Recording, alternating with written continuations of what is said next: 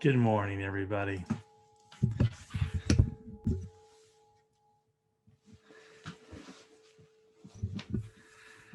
So nice to be here with you again. Hopefully everything's looking good on your end. I think I got everything set up today. Appreciate y'all being here and taking a little bit of time out of your busy, wild, crazy lives, like all of our lives are, to step back a little bit and take a pause. And that's really what Friday Reflections has evolved into being, a kind of a retreat, a kind of a 30-minute mountaintop retreat where we can breathe a little easier, I hope, and let everything kind of wait for us and let everything kind of rest and spend some time being present and conscious and intentional together. That's what I try to practice. And I know that I hear from so many of you with your kind messages, emailing me and so on, to let me know that this little time together is really ends up being kind of a nourishment spot, an oasis spot for so many of us. So thank you all for being here, and thanks for your continual support, of course, of San Diego Oasis as we continue to respond as best we can to the folks who make our work and our lives, professional lives, possible, and that is all of you. So thank you so much for that. This is early May, and we're getting ready to head into our second COVID summer.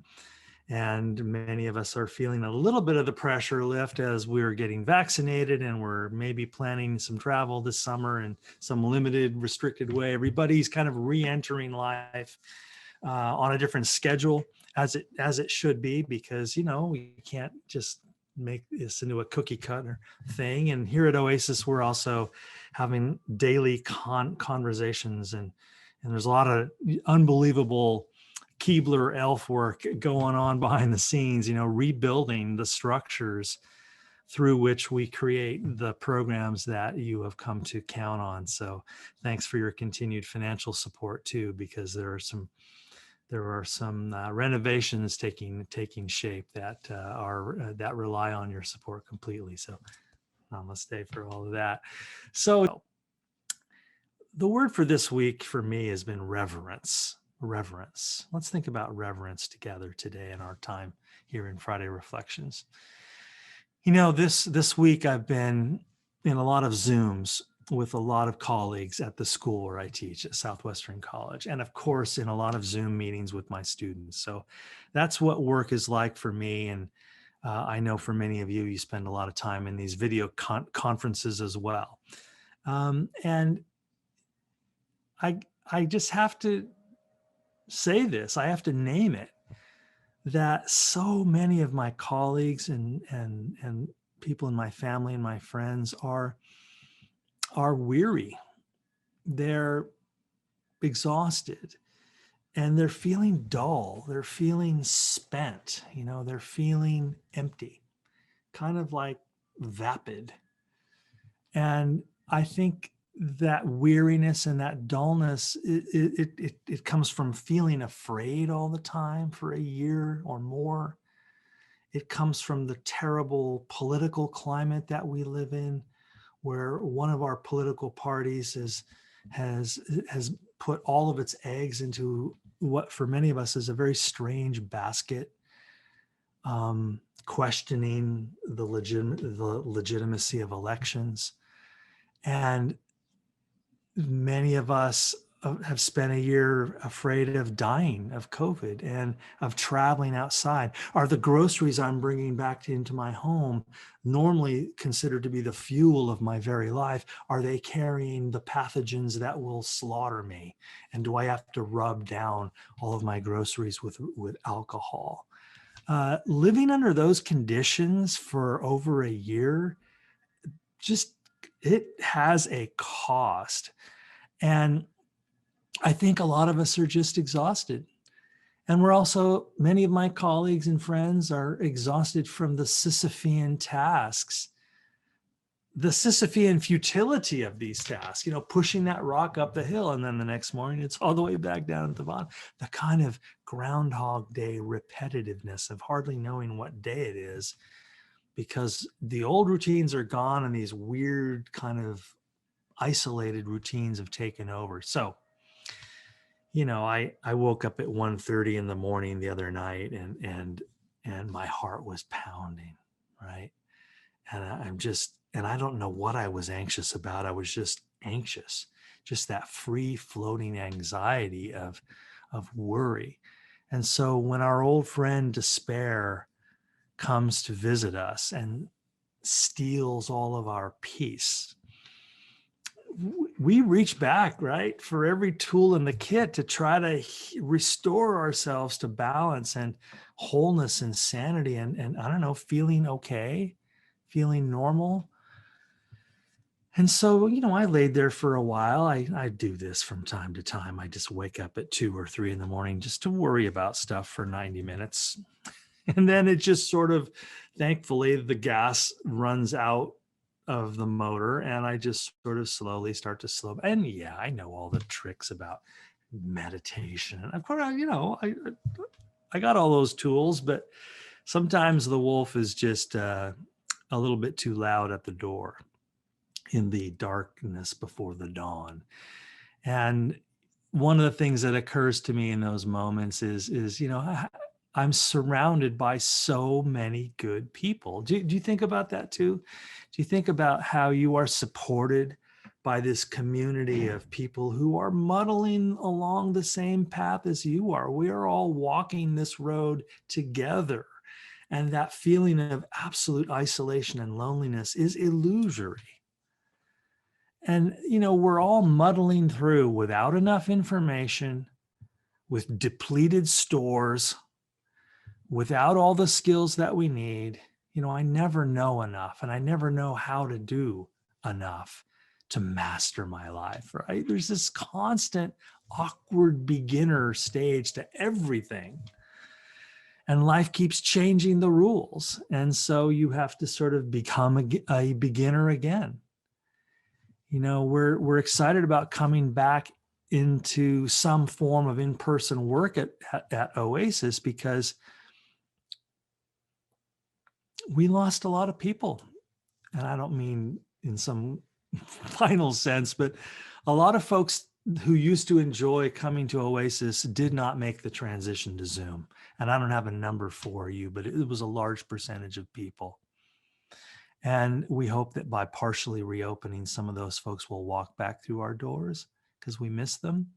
And we want to reach everyone who wants to be reached. And we were frustrated this whole last year by the folks who, weren't interested in getting on these devices and logging onto Zoom and making their cameras and microphones work and blah, blah, blah, blah, blah.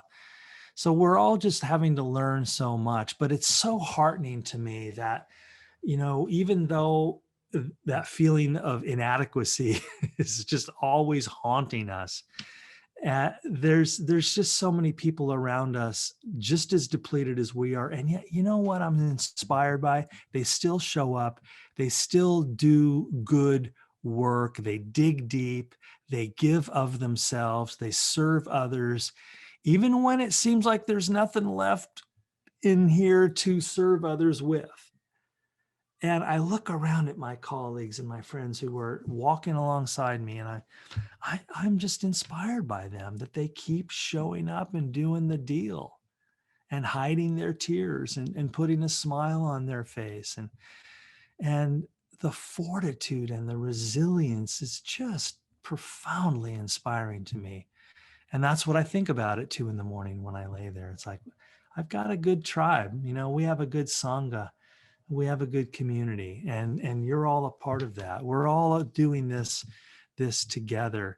And when I hit that bottom, here's where we pause and realize something important. I hope that when we empty out and when we hit that bedrock bottom, that is when we finally touch down, I think, on the realization that which is best about us is not our cleverness. It's not what we have wrought with our ambition and training.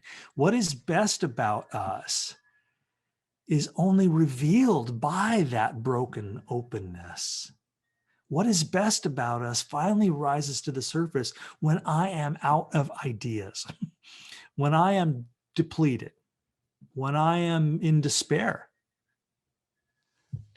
That's when we hit that inner reality, that boundlessness that is not of our making.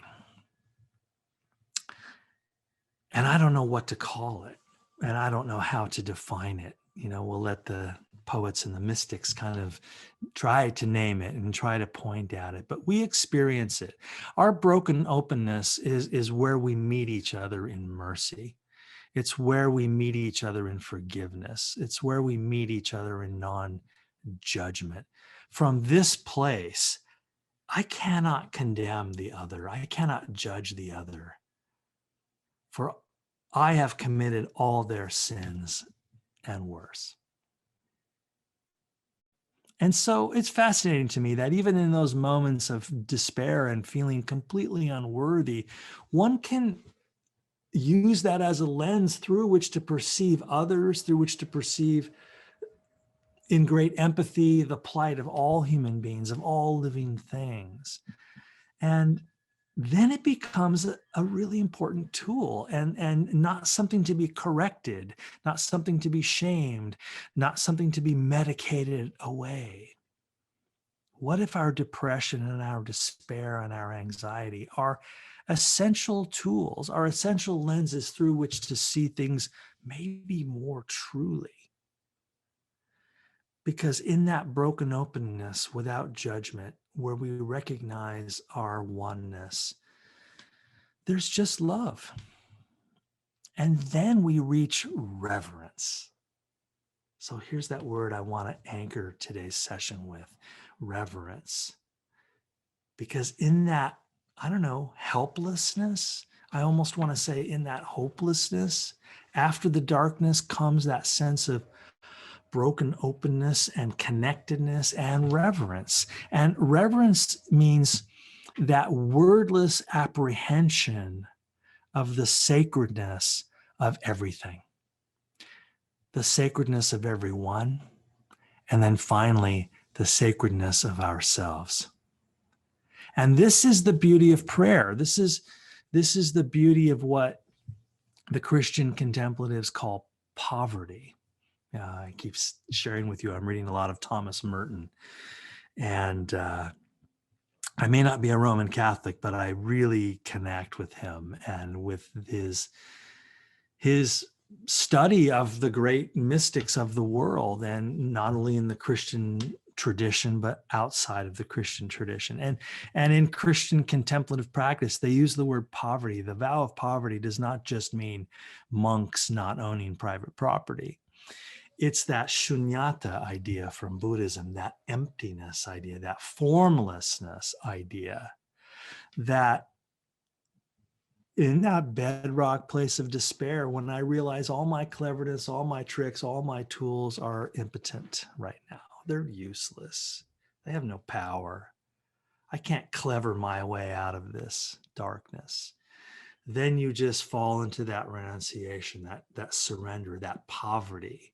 And in that embrace of the emptiness, in that condition for devotional folks of devotional prayer, that's the power of that stance in the world. We used a Sanskrit chant last week. I'll ring my gong just for a second here. Get that in the air. Do you remember the Sanskrit chant we did last week? Let's try it again, because I think I got a lot of mail about it, how much you love that. And I think it comes from this place that we're thinking about now, this beautiful, non-cognitive, non-conceptual emptiness.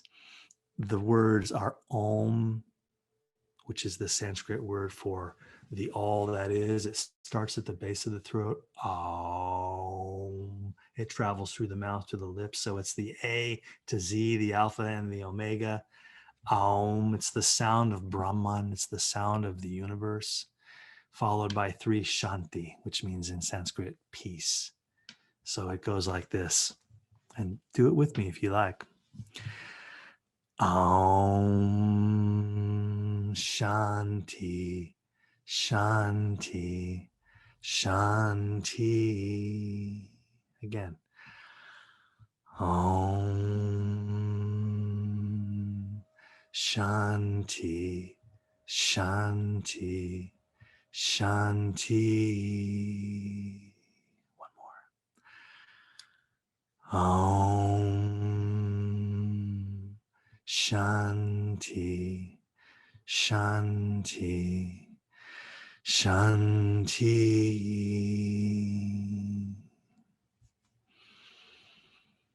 And in the Hindu practice that chant comes from, that is simply an affirmation of the peace of not knowing, the peace of being that is always present. I found a Navajo prayer that brings some of that same power. So for our indigenous American brothers and sisters here in the Southwest, this anonymous Navajo prayer from about 100 years ago gets some of that same vibration or feeling that I get from that Sanskrit prayer. This is a Navajo prayer called I Ask All Blessings. I ask all blessings. I ask them with reverence of my mother, the earth, of the sky, moon, and sun, my father. I am old age, the essence of life. I am the source of all happiness. All is peaceful, all in beauty, all in harmony, all in joy. You hear in that Navajo prayer the sacred I am, which is, of course, the name God gives to Moses, the I am, which sort of means the same thing as Brahman in the Sanskrit tradition, of which the sound is Om. Beautiful Navajo prayer.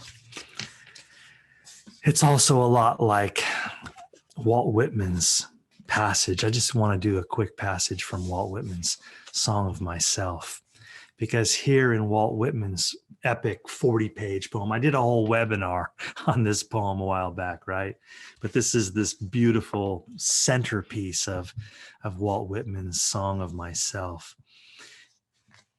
where he places the sacred right in the body, right in the, not the ego, but in the divine self, what in Sanskrit we call the Atman, the I am.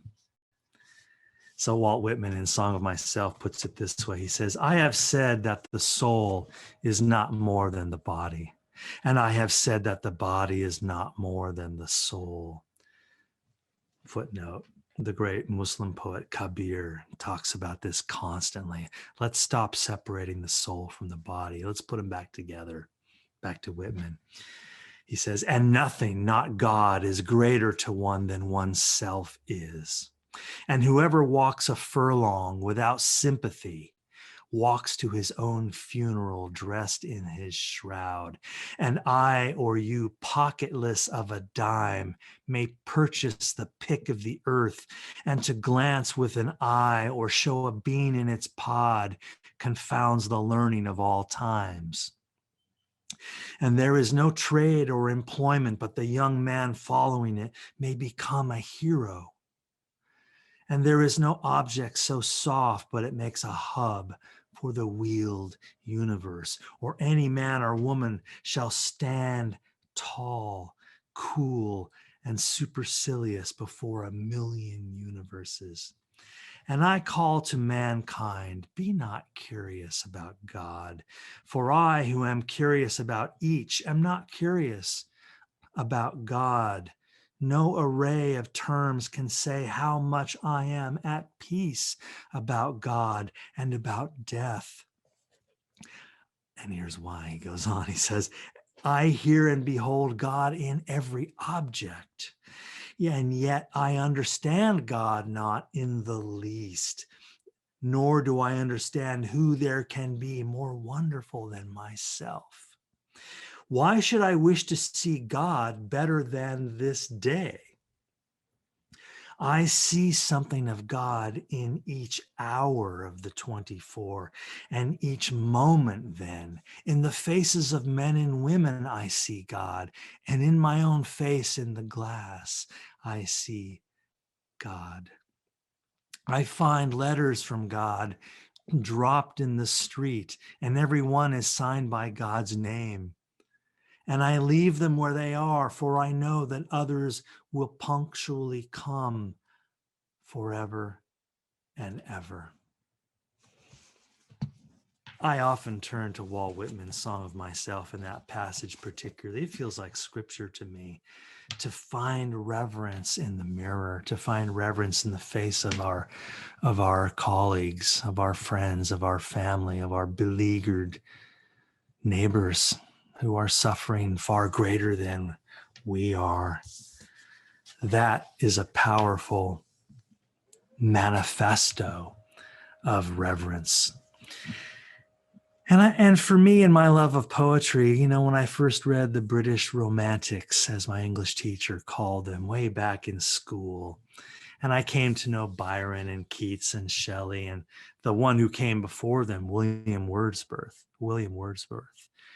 And we've read Wordsworth here before, but I want to end today with a powerful poem of his called Composed Upon Westminster Bridge, September 3rd, 1802. Now, when we think of the Romantics and the Romantic movement, we think of that reaction to the Age of Reason, that reaction to the European Enlightenment with its love of, Isaac Newton and all of that, with its love of science and reason and logic. But what the Romantics were responding to was the impoverished exaggeration of the liberating power of logic and reason. We thought in the Age of Enlightenment, in the 1700s, read Jefferson's Declaration of Independence, read the documents of the French Revolution 13 years later, lofty, optimistic manifestos about science and reason and logic and the governance of the rational state, how that was going to deliver us from darkness, it was going to deliver us from superstition and the shadow side of religion, church control, and we were going to be free, Voltaire and all of those voices. Well, by the time we get to the Romantics, we'd lived through the revolutions. And the French Revolution particularly was the end of the Age of Reason, because the egalitarian movement of the dignity of all, it ended in the Reign of Terror, and ended in the guillotine, it ended in the streets of Paris washed in blood. That the revolutionaries became the new tyrants, and they slaughtered with the guillotine in their arrogance everyone. And all of a sudden, good people around the world were rocked back with horror and despair about how once again the loftiest, noblest ambitions of the mind ended in madness. And the Romantics were looking at all of that, and they turned away. They turned away from science and reason as religious principles, and turned back to nature, back to the heart, back to emotion. The Romantics started painting pictures of just nature. Those landscape paintings that we all love, those all started in the Romantic movement. Before that, all paintings were about something, a religious scene or, something people had done. But the Romantic painters like Turner and so many others just started painting landscapes.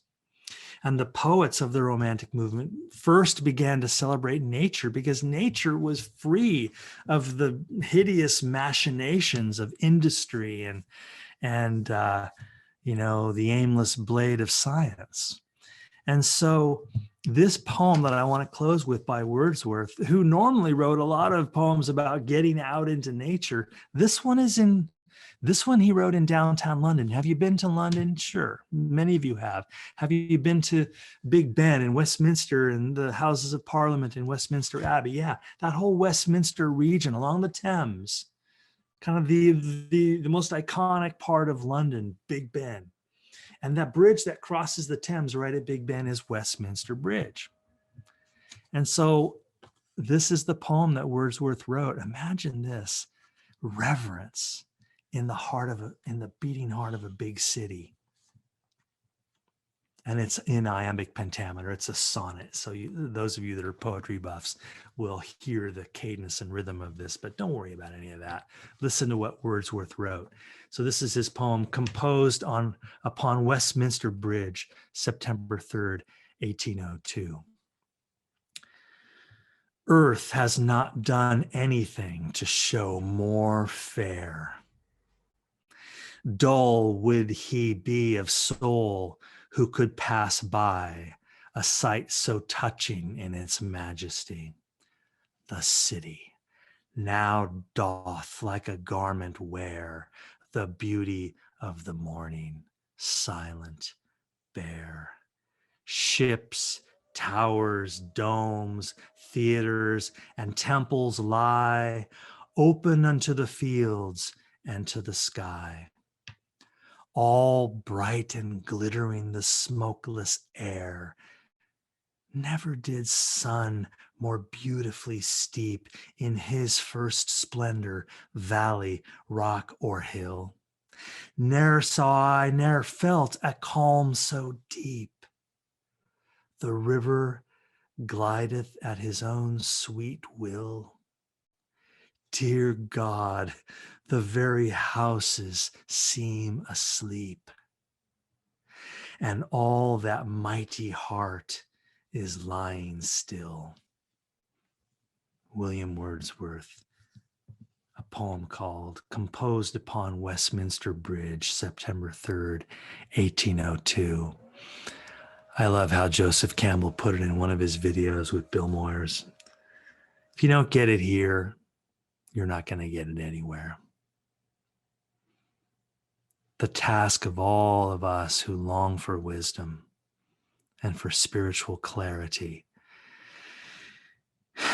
is not finally to journey like a pilgrim to where reverence is, but to remove the blinders that prevent us from experiencing reverence right here and right now. And even our darkness, even our despair, our scalpels that part the curtain that lay bare the reverence of our own homes. After I wrote the notes for this morning, I walked out in my backyard and the fog was breaking and the sun was coming out. And I heard the call, and above my house, 100 yards above, were 3 osprey circling, crying out in their strange whistling call. I live near Lake Murray. A lot of you walk Lake Murray, you know, that osprey nest on that utility pole.